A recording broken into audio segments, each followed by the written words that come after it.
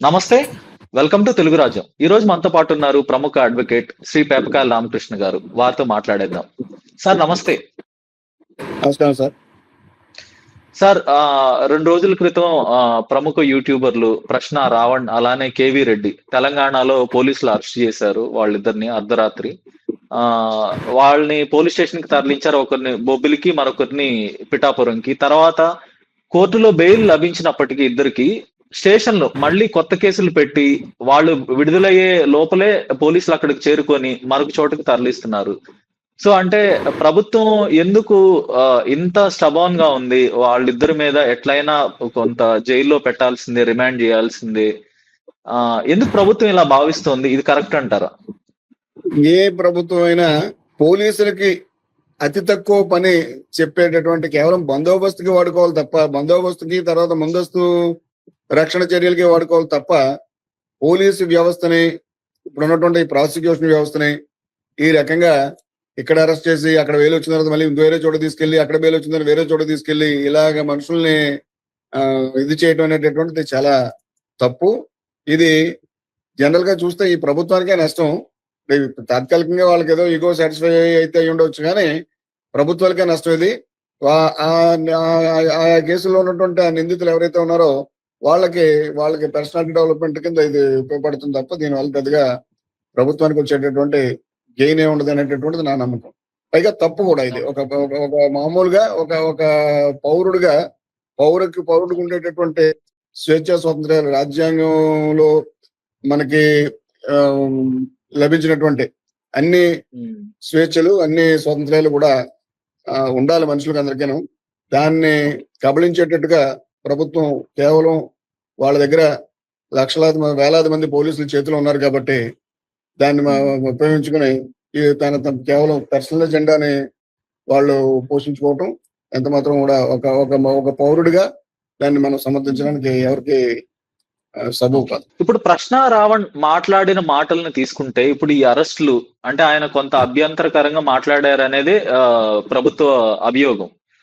So ఏమన్నాడంటే, అంటే నేను పర్టికులర్ గా ఆయన ప్రత్యేకించి అంత అభ్యంతరకరమైనటువంటి మాట ఏముంది అందులో అసలు నాకంత నేను పూర్తిగా చూడలేదు. నిజంగా నా కోసం మామూలు మీ వైపు నుంచి మీరు ఒకసారి చెప్పండి, ఏమైనా అన్నారు ఆయన?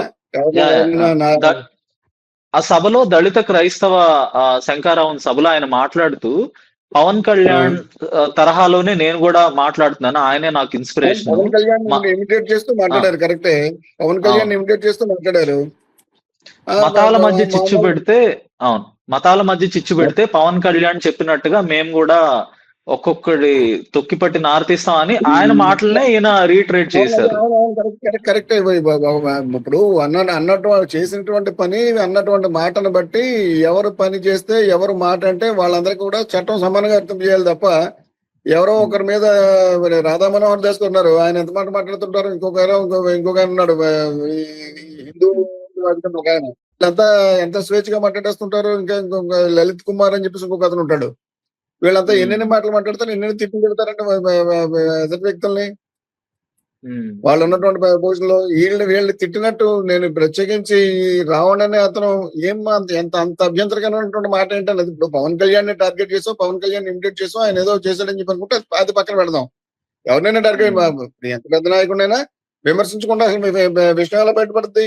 విమర్శిస్తారు. విమర్శించినంత మాత్రం చేత అది ఆయనతో చేస్తే ప్రభుత్వం పెట్టినటువంటి సెక్షన్ల కింద ఇమీడియట్ గా అప్పటికప్పుడే బెయిల్ వచ్చింది కదా.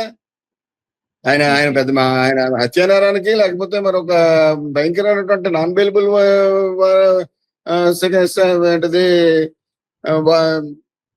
శిక్షకి పాత్రుడైనటువంటి సెక్షన్ ఏమి పెట్టలేదు కదా. వాళ్ళు మామూలు సెక్షన్స్ పెట్టగలిగారు అని చెప్పి ఆ దానికి అరెస్ట్ ఎందుకు?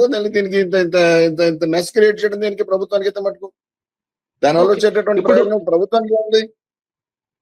ఇప్పుడు ప్రముఖంగా నెటిజన్ల నుంచి అభ్యంతరం ఏంటంటే ఎక్కువగా వినిపిస్తున్న మాట, పవన్ కళ్యాణ్ గారు నిన్న ఒక ప్రెస్ మీట్ పెట్టి ఒక టాస్క్ ఫోర్స్ ఏర్పాటు చేస్తున్నాం, సోషల్ మీడియాలో అభ్యంతరకరమైన మాటలు మాట్లాడటానికి లేదు, ఎవరైనా మీ యొక్క హక్కును వినియోగించుకోవచ్చు, ఫ్రీడమ్ ఆఫ్ స్పీచ్ ని, కానీ ఎవరిని హేళన చేయకూడదు, తిట్టకూడదు అన్నట్టుగా ఆయన మాట్లాడారు. అయితే దాన్నే కోట్ చేస్తూ గతంలో పవన్ కళ్యాణ్ గారు తొక్కి పట్టి నారదీస్తామని, లేదంటే వైసీపీ నా కొడుకులు, ఇవన్నీ మళ్ళీ ఆ వీడియోలు వైరల్ చేస్తున్నారు. ఇప్పుడు ఒక సామాన్యుడికి చట్టం ఒకలాగా, లేదంటే నేతలకు ఒక ఇమ్యూనిటీ ఉంటుందా, ఏమంటారు? ఇది అంటే పొలిటికల్ గా కూడా ఒక ఇమ్యూనిటీ ఉంటుందా వాళ్ళకి, నేతలకి? ఎలాంటి సందర్భాల్లో నుండి అంటే మన ఏదో అడ్వాంటేజ్ అంటే మనం లౌకికంగా మాట్లాడడం అని చెప్పేసి అనిపించుకోవద్దు, కానీ మనం డైరెక్ట్ గానే చెప్పాలి.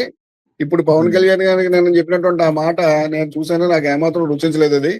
అలాంటి మాటలు నువ్వు ఉన్నది ప్రజల యొక్క స్వేచ్ఛను కాపాడడానికి, నువ్వు ఉన్నది ప్రజల యొక్క స్వాతంత్ర్యాన్ని నిలబెట్టడానికి, నువ్వు ఉన్నది ప్రజలంతా కూడా సుఖశాంతులతో బ్రతికేటటువంటి వాతావరణాన్ని ఏర్పాటు చేయడానికి, అంతేగాని నిన్ను చూసి భయపడేటటువంటి పరిస్థితి నువ్వు కల్పించకూడదు ఉప ముఖ్యమంత్రి గాను ముఖ్యమంత్రి గాను. అంచేత పవన్ కళ్యాణ్ గారు కేవలం అధికారాలన్నీ కూడా అధికార పార్టీకి మాత్రమే ఉంటాయి, బాధ్యతలన్నీ కూడా ప్రతిపక్ష పార్టీలకే ఉంటాయి అనేటటువంటి ఆ భావన ముందు వదిలించుకోవాలి. మొట్టమొదట వాళ్ళకి బాధ్యత ఎక్కువ, అధికారంలో ఉన్నటువంటి వాళ్ళకి పూర్తిగా ఉండేటటువంటి బాధ్యత. అంచేత నిజంగా అఫెన్స్ జరిగితే, నిజంగా ప్రభుత్వానికో లేకపోతే వేరే ప్రజలకో ఒక వర్గానికో నిజంగా కనుక ఏదైనా ఎవరైనా తప్పు చేస్తుంటే కనుక, ఎవరు మత విద్వేషాలను రెచ్చగొట్టినా, కుల విద్వేషాలను రెచ్చగొట్టినా, మర్యాద చేసినా, ఆ జరిగినటువంటి అఫెన్స్ ని బట్టి ఖచ్చితంగా చర్యలు ప్రభుత్వం తీసుకుని తీరాలి. అంత మాత్రం చేత ఆయన ఏదో సోషల్ మీడియాలో ఏదో చేస్తే మరొకటి ఏదో చేస్తానని చెప్పేసి ఆయన ముందస్తుగా బెదిరించడం అనేటటువంటి మాట పవన్ కళ్యాణ్ గారి మాట్లాడినటువంటి టోను నేను ఎంత మాత్రం కూడా నాకు అది సబబు అని చెప్పి అనిపించలేదు. నిజానికి ఆ మాట అలా మాట్లాడిన తర్వాత ఆయన మాటలు ఆయన్నే వికరించేటట్టుగా ఆయన గతంలో మాట్లాడినటువంటి ఎన్నో వీడియోలు ఇమ్మీడియట్ గా ట్యాగ్ చేసి పెట్టారు. మరి ఆయన చూసుకుంటారు లేదో మనకు తెలీదు. ఆయన అభిమానులు కూడా ఏది పడితే అది ఆయనే కాదు, చంద్రబాబు నాయుడు అభిమానులైనా, జగన్ అభిమానులైనా, మోడీ అభిమానులైనా, ఈ జనసేన అభిమానులైనా, వీళ్ళు ఎవరికి కూడా అసలు బొత్తుగా ఆ కనీస ఆత్మ విమర్శ కోణం ఉందో లేదో వాళ్ళకి నాకు తెలియట్లేదు.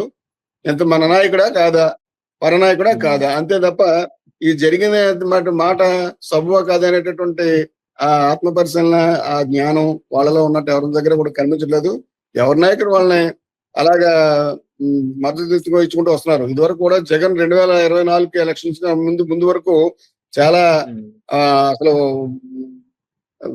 ఎదురు లేనటువంటి శక్తిగా కనపడేవాడు. తీరా ఏమైంది, 11 సీట్లకు వచ్చేటప్పటికి తత్వం ఆయనకు బాధపడింది లేదో తెలియదు, కానీ మిగతా వాళ్ళందరికీ తెలిసింది.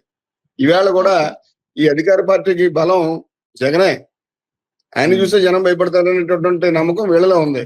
అది మరీ మితిమీరితే తిరిగి మీరు అక్కర్లేదు, మళ్ళీ మాకు జగనే కావాలని చెప్పేసి దానికి ఉన్నటువంటి పరిస్థితులు ప్రజల్లో ఆటోమేటిక్ గా డెవలప్ అవుతాయి. పవన్ కళ్యాణ్ చేసినటువంటి ఆ ప్రకటన ఎంత మాత్రం కూడా సమంజసం కాదు.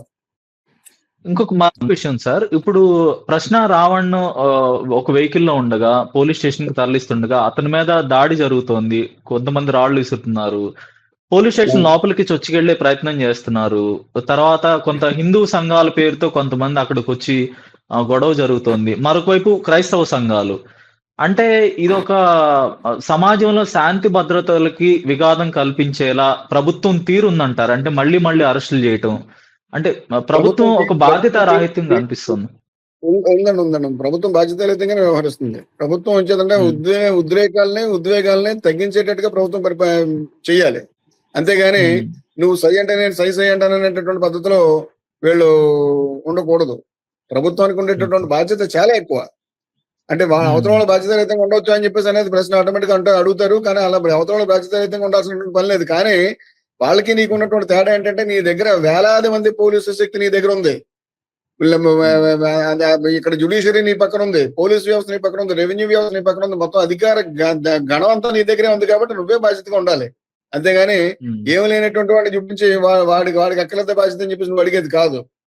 ఈ రకం ధోరణి ఇది కాదు లెక్క. అసలు ఇది ధోరణే కాదు. మత విద్వేషాలను ఎవరైనా రెచ్చగొడితే ఖచ్చితంగా అతని మీద దానికి తగ్గట్టుగా చర్యలు ఆవేళ తీసుకోవచ్చు. అంతేగాని ఎంతసేపు ఇది ఒక రకమైన ఆ బూచిని చూపించి మామూలు వాళ్ళందరూ కూడా భయపెడతానని చెప్పేసి అనేటటువంటి ధోరణి ప్రభుత్వానికి సరికాదు.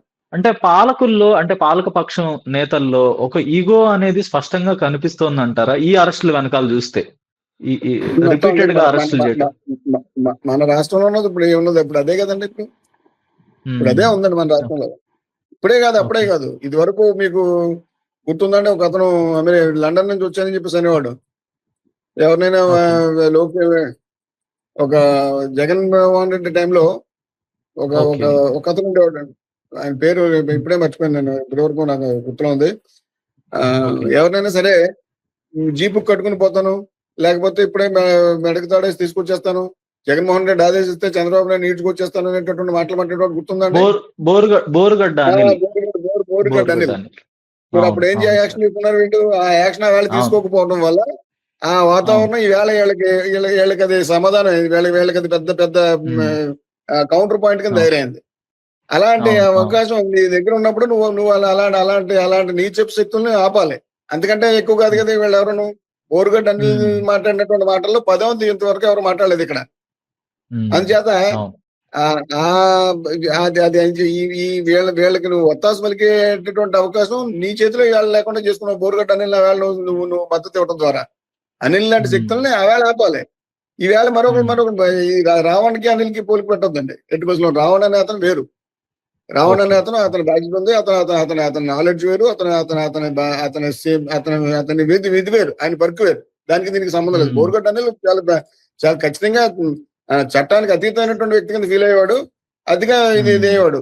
అది అయిన తర్వాత ఇప్పుడు ఈ ఓకే. 2 ఏళ్లలోనూ అతని నిజ స్వరూపం ఏంటనేది అతని స్థాయి ఏంటి అనేటటువంటి ఈ 2 ఏళ్లలో అతను చవి చూసాడు. ఈ పరిస్థితి ఓకే. ఎవరు తెచ్చుకోకూడదు. అంచేత ఓకే. ఈ అందరూ కూడా ఈ నాయకులు మొత్తం జట్టంతా కూడా ఈగోలతోటి ప్రవర్తిస్తున్నారు. అది వాళ్ళకి హ్మ్. నిజానికి తగదు. హలో, తెలుగు రాజ్యం ఛానల్ చూస్తున్నారా? సామాజిక, రాజకీయ, జీవన చిత్రణే తెలుగు రాజ్యం. అతిశయోక్తులు, అసత్యాలు ఉండవు. రాజకీయ కోణం కాదు, ప్రజా కోణమే కొలబద్ద. తెలుగు రాజ్యం వీక్షణ మీ ఉత్తమ అభిరుచికి నిదర్శనం.